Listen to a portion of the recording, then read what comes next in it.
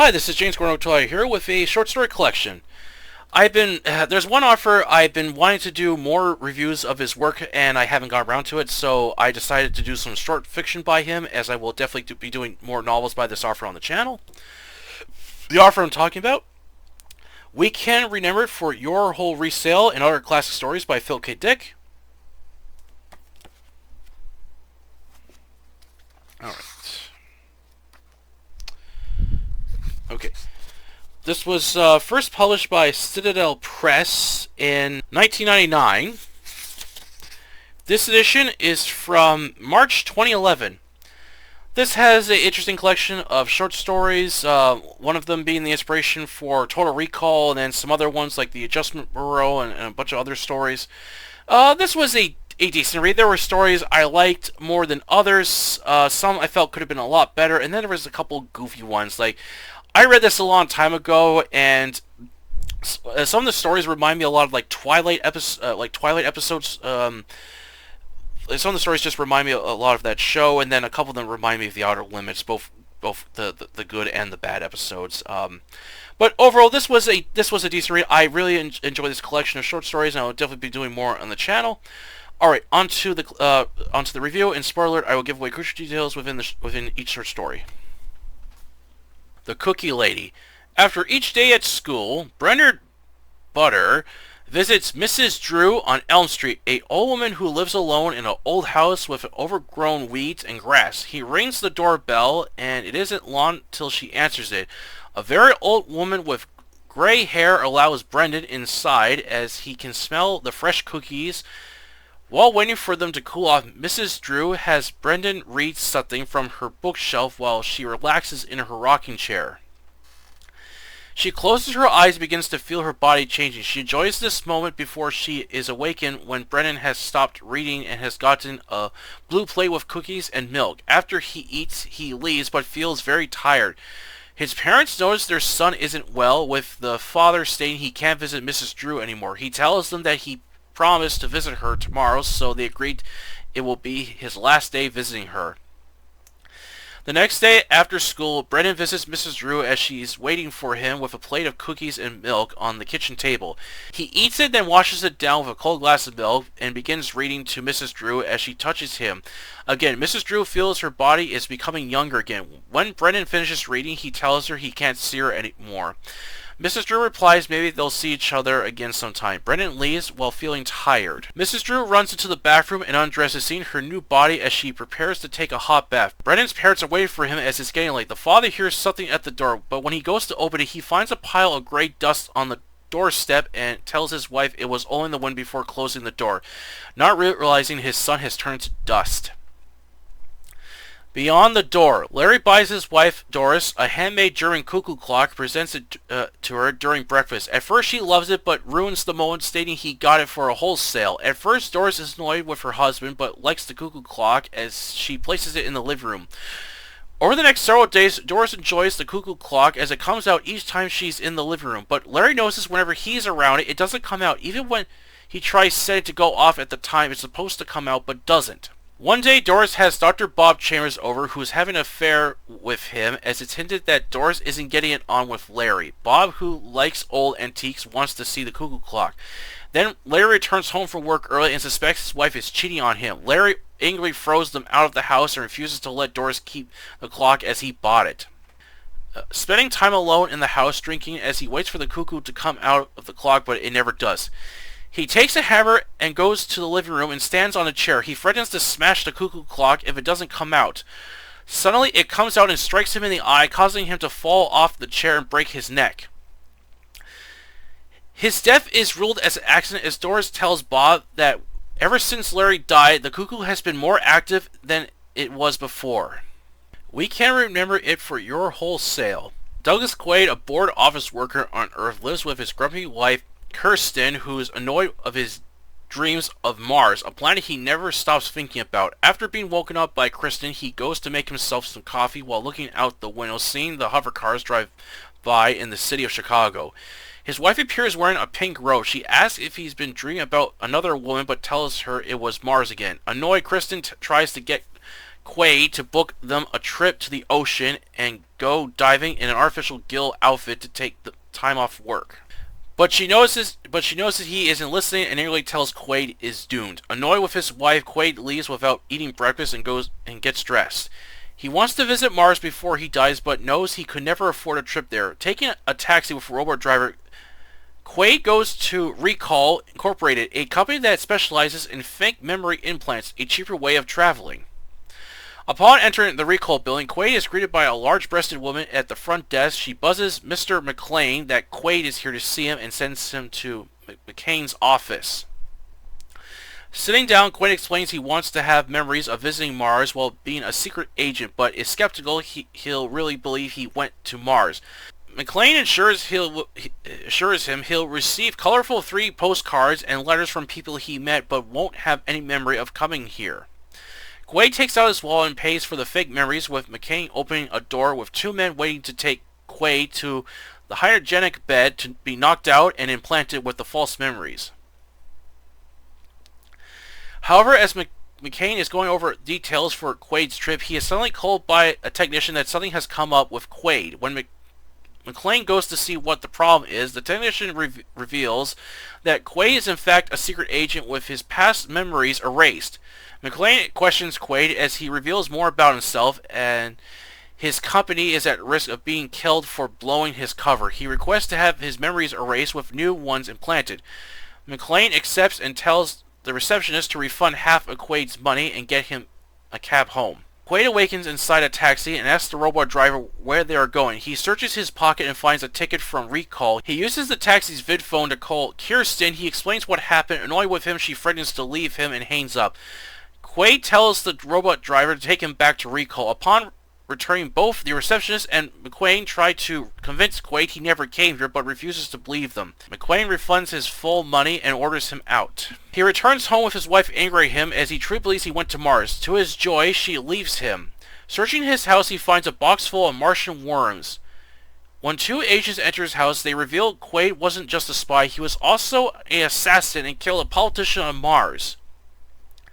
They also reveal he has telekinetic transmitter inside his head. Regaining his memories, the 2 agents attempt to kill him, but Quaid disarms them and threatens to kill them if they come after him. Quaid flees his house.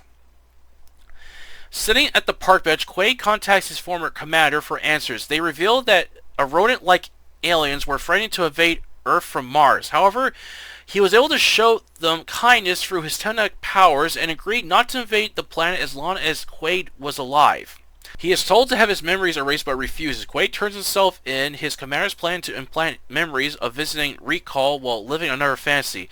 They are shocked to find out these memories are also true. John's Worlds. In the year of 2051, set during a war against a robot race known as Claws, developed by the Soviets to defeat the American forces, the U.S. is in a losing battle, with the Claws becoming more deadlier, with them even upgrading themselves into better killing machines. Ryan, head scientist for the USIC, United States Industrials Combined, is working on a ship that's powerful enough to travel through time. While he will love to go back to visit the past, however, after his son John, who's badly injured during a claw attack in City 4, he wishes to end the war. Ryan visits his son John, who is a psychic, tells him another vision he had. John saw people working in a yellow field living peacefully with animals. No more wars, no more fighting or destruction. Just peace with different type of outfits and buildings. Ryan wonders if this vision he saw is a parallel universe or a vision for a better future. Ryan wants his son guarded to ensure nothing happens to him while he goes back in time. Coming with him is businessman Kastner, who works for the USIC to ensure his time travel ship works. Stepping inside as Ryan is both excited and nervous of what will happen when he begins to travel through time. As they begin moving backwards through time, Ryan at the helm seeing things change around them, with Kastner observing. Impressed with the ship, they reach 2037 when the Soviets begin work on the Claw. Ryan and Kastner leave the ship and plan to find its creator. Shottermen, armed with blaster pistols, they kill most of the Soviet soldiers, and using documents they find, they locate where Shotterman is. Using a gas crystal to knock down the guard, both Ryan and Kastner kill the guards and assassinate Shotterman, along with destroying his notes so the Soviets can't rebuild the Claws. They quickly flee back to the ship, but Kastner is wounded, with Ryan carrying him back. Ryan then goes forward in time to an area in the U.S. that was originally bombed by the Soviets. However, when they get there, it's different and meet American soldiers telling them the war is already over. Ryan believes he's done it and travels back to 2051. However, when he gets there, he finds his world is different. It's like the vision John had told him. He wants to share his findings with the USIC, but to his horror, Kastner pulls out a blaster pistol and aims at Ryan. He runs for cover, dropping his notes as Kastner destroys them, stating the past is better left forgotten and should move forward with the future. Ryan and Kastner plan to meet these people and see what their new world is like. The trouble with bubbles. Nathan Hall is attending a contest with his friends Julie and Max. While on his way there, he sees an ad for Worldcraft, Own Your Own World, where people can create their own worlds with bubbles, able to recreate any fantasy they want and escape reality, and can have as many bubbles as they want. At the event, many people are showing off their bubbles, seeing the highly detailed worlds they have created. At first, they find it amazing to see each world with people spending months and even years to create them. The winner is Laura, who has entered several times, as Julie is annoyed by this and wishes to leave, but they are all witness everyone destroying their bubbles, with the worlds breaking into pieces, which the group finds uneasy to watch. While eating breakfast with the group, discussing why would people destroy their bubbles after putting so much work into them, Nathan theorizes that because people haven't been able to find life in outer space with no worlds to see, Forrest Pac-Man, the founder of Worldcraft, created a way for people to explore their own worlds. But after they become bored with them and destroy them so they can rebuild new worlds, only to destroy them again. While no harm is caused by this, but Nathan feels these bubbles are becoming dangerous and plans to pass a bill to outlaw them. His friends are shocked as Nathan isn't backing down, no matter how much outrage it causes. During the court hearing, there is a large protest against Nathan's bill, with its founder, Pac-Man, believing he won't win. Nathan presents a speech why he believes bubbles should be outlawed, and not accepting that there's no alien life in space is causing people to become destructive. While people applaud his speech, however, the votes against Worldcraft isn't enough and Pac-Man wins. Angered, Nathan leaves the courthouse. Despite losing against Pac-Man, news breaks out that alien life has been discovered on another planet, with people flocking to spaceships to go see a new world. Nathan believes this will be the end of Worldcraft and plans to relax in Hong Kong for vacation. As he's driving towards a tunnel, he finds a traffic jam with soldiers standing on guard as they inform him an earthquake has caused the tunnel to collapse and they need to get back to town. As Nathan is driving them back to town, his world begins to shatter as it's revealed his world wasn't real, it was a bubble as it's breaking apart. The adjustment team. Sitting at a bench, Clark is speaking to a dog, explaining that Sector T-147 is scheduled for adjustment at 9 a.m. and wants the dog to bark at 8:15, so Ed Fletcher, a real estate agent, will leave for work early with the aid of calling a friend. However, the dog falls asleep and Clark tries to get Fletcher to leave early, but is stalled by a door-to-door salesman. Clark knows he's in deep trouble. Fletcher rushes towards the office building, knowing he's running late, but as he enters, he suddenly notices something is off. The sunlight isn't shining through the windows. The sky is gone and everything is quiet. People are frozen and don't move. As Fletcher approaches Douglas's office, his boss, he is shocked to see men in white suits with strange equipment. When he's spotted by these men, they attempt to sedate him with a vacuum cleaner-like device. Fletcher flees out of the building and returns back home. When Clark reports back to his boss, the old man, as this could jeopardize them, the old man orders Fletcher to be captured at once before he tells anyone what he saw. When Fletcher explains to his wife what happened, she believes he suffered a mental breakdown and forces him to go back to work. Upon returning, Fletcher sees everything is normal, with his co-workers wondering where he's been as Douglas is waiting for him, but Fletcher notices small changes within the office along with his co-workers. When he goes to see Douglas, it isn't the same man he once knew. His boss was older, more grumpier, and overweight. This altered version of Douglas is more younger, healthier, and appears to be more friendlier. Horrified by what he sees, Fletcher runs out of the office and attempts to call the police in a phone booth when it's suddenly sucked up in the sky and brought into the office of the old man. The old man explains the old man explains they are altering reality to prevent World War III by trying to make life better and more peaceful as possible. He also explains the error that Fletcher was supposed to arrive early, so he would be altered for this new change. So the new version of Douglas would purchase land in Canada, only to discover new species of fossilized animal bones that would have bring scientists together. The old man will allow Fletcher to return to his world, but cannot tell anybody what he saw or he will be punished. Fletcher agrees and is let go. Upon returning home, his wife is furious with him after hearing he fled work again and wants to know what's going on. Fletcher tries to line stating the stress of his job is getting to him and needs a vacation, but his wife pressures him as she nearly claws out his eyes with her nails. Fletcher gives in and says he'll explain after dinner. She leaves when they hear the dog barking outside, as it always alerts them when someone is at the door. When Fletcher answers the door, it's a vacuum cleaner salesman and wants to demonstrate it. Knowing it's one of the men from the old man, Fletcher goes into the bedroom and lights a cigarette while his wife is being altered. Imposter. Spence Ullman, a weapons engineer, is getting tired of the ongoing war with outspacers and wants it to be over from his long shifts he works.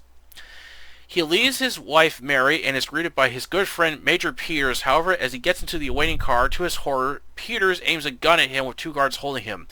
Peters states that Spence is an android imposter and the real Spence was killed, and is carrying a bomb that threatens the human race. Spence tries reasoning with his friend by recalling events, but Peters refuses to listen and is taken to a ship. It leaves Earth and is flying to a moon base where he'll be interrogated then destroyed. Fearing for his life, with the men putting on spacesuits with Peters, telling his men they don't have to worry about Spence since machines don't need oxygen. As they're about to land, Spence reaches for the door and opens it, causing a rush of air, forcing the men and Peters out of the ship. Spence crawls into the driver's seat and quickly closes the door, then hits back to Earth. Once back on Earth, Spence calls Mary through a payphone and tells him to get Dr. Chamberlain and bring his x-ray machine to prove he's a human. As he sneaks towards his house through the backyard, he finds Peters and his men waiting for him. Spence runs into the forest with Peters and his men chases after him. He loses them, but hears Peter yelling out he'll kill him on sight.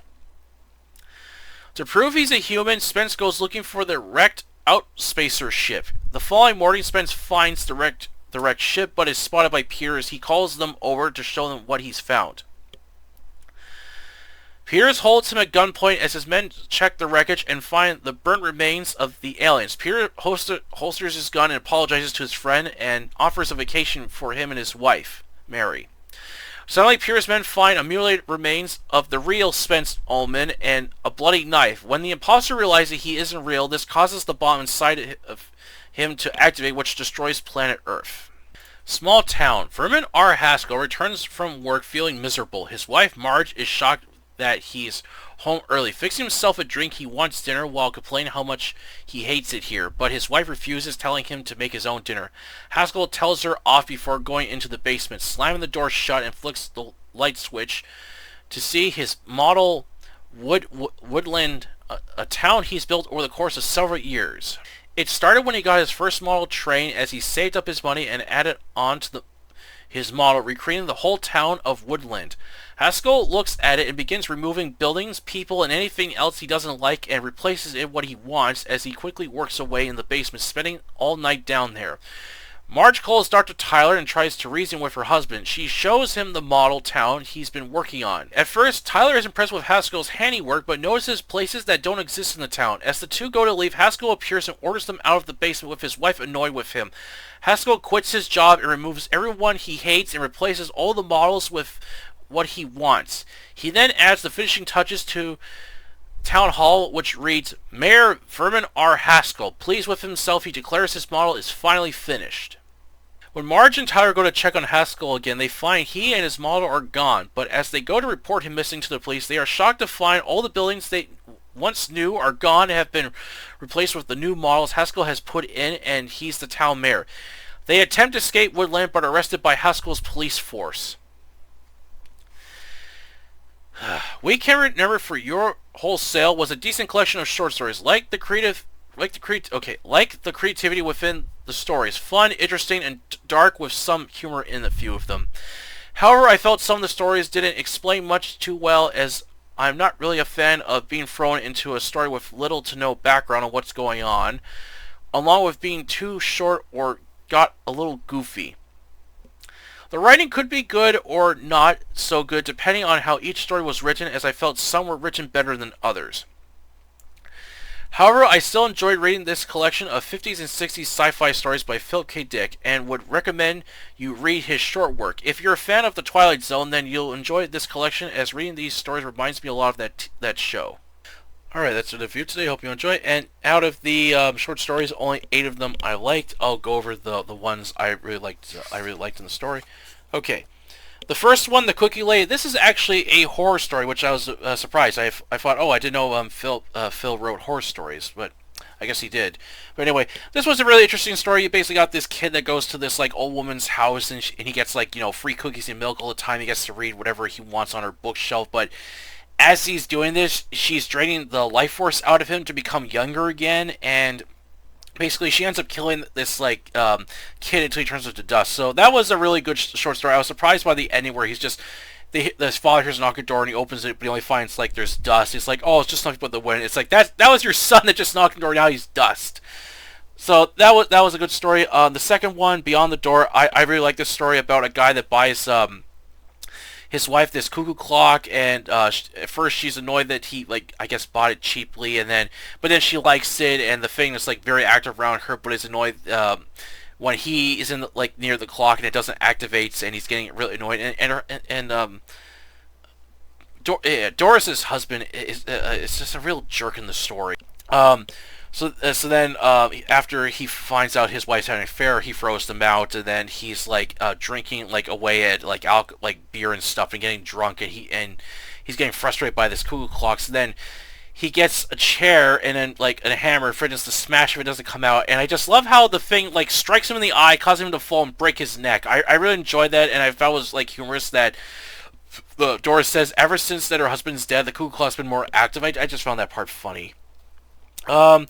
This one story I didn't actually like, but I included it because I wanted people to hear what the original story was about. We can remember it for your Wholesale, which is the basis for the Total Recall film with Arnold Schwarzenegger, directed by Paul Verhoeven. I didn't like the short story. I thought the setting was interesting. It's in a futuristic Chicago, and you got this guy that's just really bored with his life. Doesn't like his wife, who's very bitchy at times, and just wants to get away from it all, and decides to get these memory implants on a trip that he never actually took. I thought that part was okay, but then the rest of the story kind of got it kind of got a little slow, and not much happened. And then it's revealed that he's prevented an alien invasion from happening, and the only way to prevent it from happening is to keep him alive. What? I didn't like that. However, luckily though, this short story was made to the excellent film with Total Recall of Arnold, so I highly recommend it. If you have not seen that movie, check it out. It's a lot of fun. The next story, John's World, is another one I liked. It's basically about, it's set in this war with the Americans fighting the Soviets, and the Soviets have developed these these machine beings known as claws, and they're just they're annihilating the Americans with them. So the father, Ryan, builds a ship that's capable of time travel, and wants to try to alter the course of history to try to stop this war from happening. I really like this story a lot. It kind of made me think of like I said, a lot of these stories made me think of the Twilight Zone. They would fit perfectly with that show. If Rod Serling never hired Phil to submit stories to the show, that would have been nice. Let's see. Okay, the next story I liked, The Trouble with Bubbles. This is a really interesting one, where this is set far in the future, where people have traveled so far in space they can't find any civilization. So this guy creates these things known as bubbles, or work craft that allows people to make their own fantasy worlds and stuff, and they can escape reality from them. Kind of similar to the Christopher Nolan film Inception, which is kind of similar. Basically, people go except the only difference was in that movie that people go in a dream like dreamlike world, and they create like these fantasy worlds within their minds and stuff. However, it doesn't go like anything wild like this story does. But anyway, so the story follows this character who finds that people are becoming more destructive and kind of depressed because after they're done creating these bubbles, they destroy them only to rebuild them and then destroy them again. He finds that it's not helping them, and he feels they should be outlawed and stuff. And it was a really interesting story. Then the twist at the end where it's revealed that his world was a bubble world as well, so it wasn't even real. So that was interesting. Okay. Let's see next. The Adjustment Term, this was another story I really liked, and I actually felt the short story was a lot better than the movie was loosely based on. So this is basically about where these people, they control people's lives and stuff, and they have to make sure that people arrive at certain places at certain times when they're altering the world around them so they don't notice anything.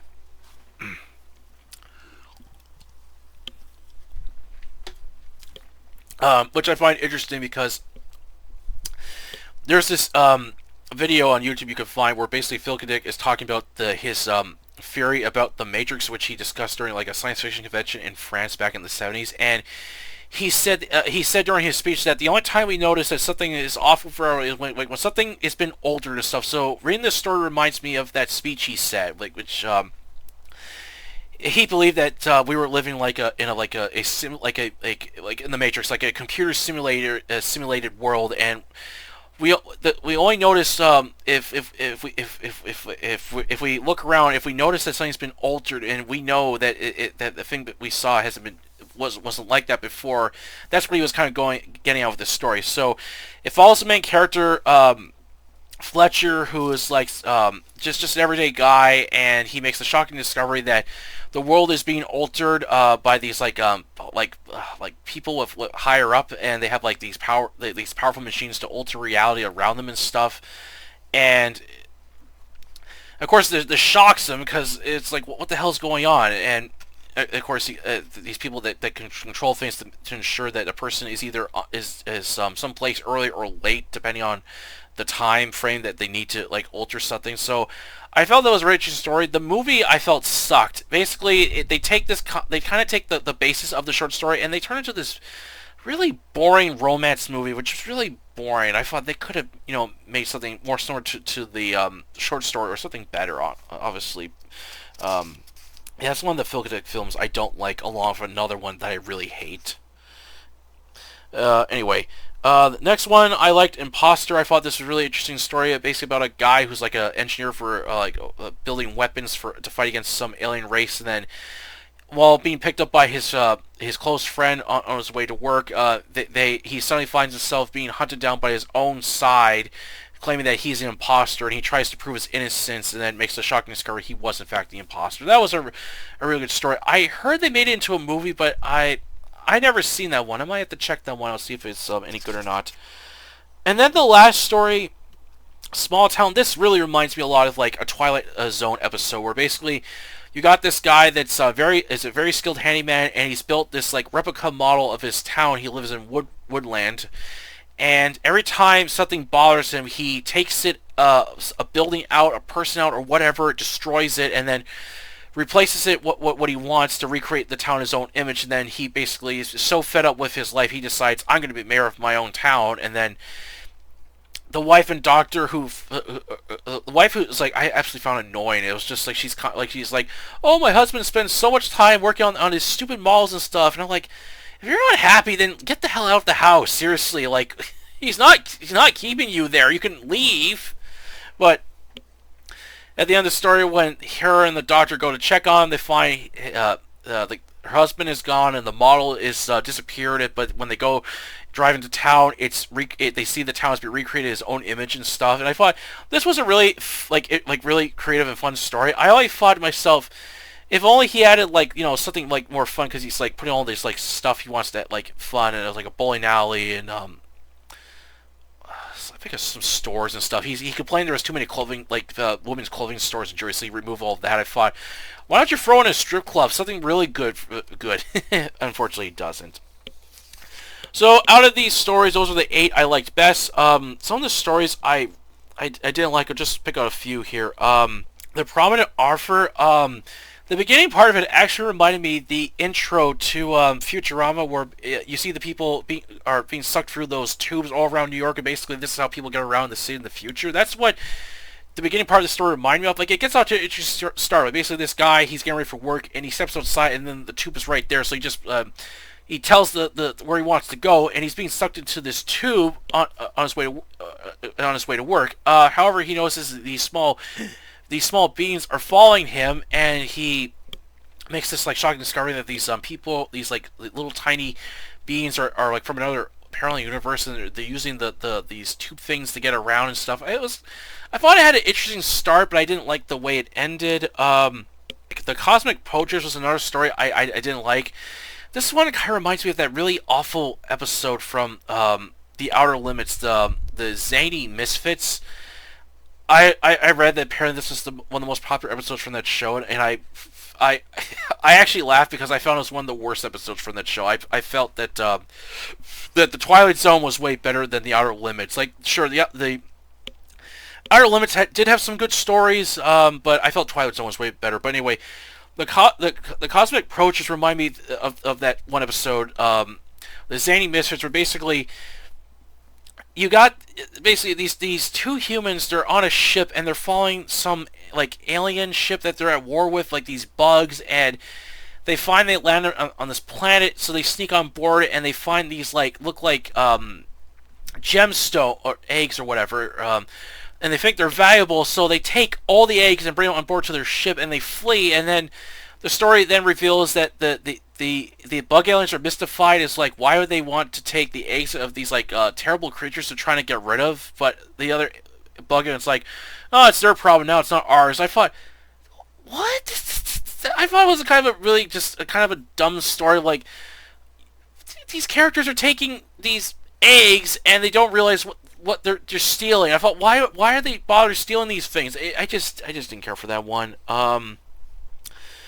Martians in the Clouds. This was another story I didn't like. Basically, you got this father who's telling his son to be aware of Martians in the clouds because they're dangerous. And so the story follows the son. He's like getting home from school, and he sees a Martian in a tree, and the thing tries to communicate with him, showing him things, and the kid gets all freaked out, and he points, there, a Martian in the tree, over there, and then a bunch of people kill it. And I thought, what? It was trying to communicate with you. It wasn't doing anything bad.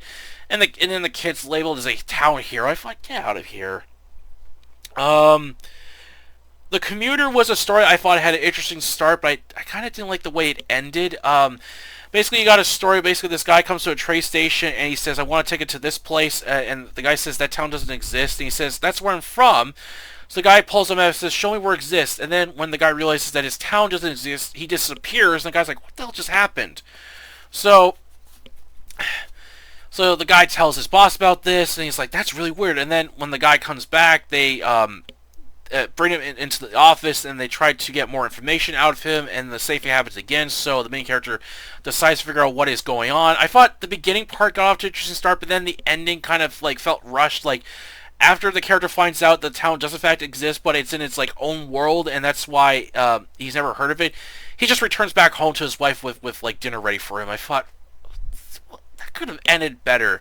That's one thing I will say with some of these stories. I noticed a lot of them have the common theme where it's like husbands returning home or getting up, and their wives making them breakfast, lunch, or dinner like constantly. I kind of wish Phil would change up a bit instead of like repeating this theme in his stories. It just kind of annoying when he just had this like the same thing repeating itself over again. What's another one? Breakfast at Twilight. This was a story I didn't like. This was about a family that's like, they get up for breakfast, and then they notice that the world's like very foggy outside, and they don't know what's going on. And then these soldiers come in, like armed with guns, and they're aiming them at them, and they're saying, how did you avoid the bombs? And they're like, what? And then the soldiers reveal that apparently World War III has happened, but somehow the missiles have set them like into an ultra reality, and the soldiers begin taking like supplies from their house, and the father's just standing there doing nothing. If that was my house, I'd be defending it, not just standing there. So then the family goes into the basement to survive another like Soviet attack, and then this somehow sends them back to their own world, but their house is destroyed. I thought, what? I didn't get that one. This is one of the goofy stories that I actually kind of found was goofy, and I just skipped it. The present for Pat. This is about Pat's wife gets her husband this gift, and it's like a action figure size god that you can buy, and it's like very hideous looking. And then this kind of just made me cringe at this like really weird dialogue. He says, "It doesn't have a mouth." And the wife says, "Oh, only when it talks. It doesn't have to. Only when it has to talk, not for eating." I thought, what? And so, and then the husband says, "Is it dead?" And the wife says, "No, it's alive. Why is it not moving?" And then she's probably, "You have to arouse it." I thought, what the hell is this story? So then, after they get this god figure to start moving and talking, the Pat's friend comes over and doesn't like it and insults it. So the god turns Pat's friend into a frog, and they have to do this thing to get him to turn his friend back to normal. I end up skipping. I thought it was goofy. The Hoodmaker was another story I thought was interesting. You basically got these like people that are fighting this it's like this civil war that's going on between these people who wear these like metal hoods over their heads so they can't have their thoughts scanned by like psychics as they're trying to hunt down these psychic people who they feel is a threat. I thought this was an interesting story, but it just throws you right into it, and it does a little backtracking, and it doesn't really explain. And Phil doesn't really do a good job explaining how this whole thing started and why this war. I felt it could have been better. This other story, the With Heard Apples. This was a really weird one about a woman that hears these noises and goes outside with her husband and friend playing cards while smoking, and she's drawn to this tree that gives her an apple. She eats it, and then she like wakes up the next morning screaming her head off, and her husband is just annoyed with her. And then when he drops his wife off to the hospital, she disappeared, and then later on, him and his friend find this tree, and it's the same color that her face, like her cheeks were red, so it's the same color as her when her face was red after the following morning. I just felt that was a really weird story. I just didn't get it. James P. Crow was another weird story. You got basically this kid that's in this school, and he's being picked on by these robots, and he's the only human, but then there's this other human there with the name James P. Crow, and he's like this, like, kind of like cool kid that all the robots fear. And I was like, well, what is this? I just felt it was a weird story. Oh yeah, this other story that I felt was kind of weird. Prodigy, where basically this husband gets called from work or something that his wife is pregnant and she's about to give birth to their son. He's all excited, but then he's told that the son has to remain with these robots for several years, and he's not allowed to really visit him. And this angers the father, and this causes mistrust between him and the robots. And finally, he is allowed to see his son, who's been living with these robots, and they've been making him study science to become a scientist. And it's like, I just didn't get the story. I just didn't get that one. I felt it was kind of weird. Yeah, some of the other stories I felt were either okay, or it could have been better, or just sometimes I felt goofy. But overall, this was a decent collection of short stories by Phil Dick, and I'd definitely be reading more short stories by him and his novels on the channel. Alright, that's it for the book, for the collection review today. I hope you enjoy it, and please don't forget to like this video and subscribe to October Library, the YouTube channel where I post book reviews, book hauls, and fiction-related content. Until then, I'll catch you later.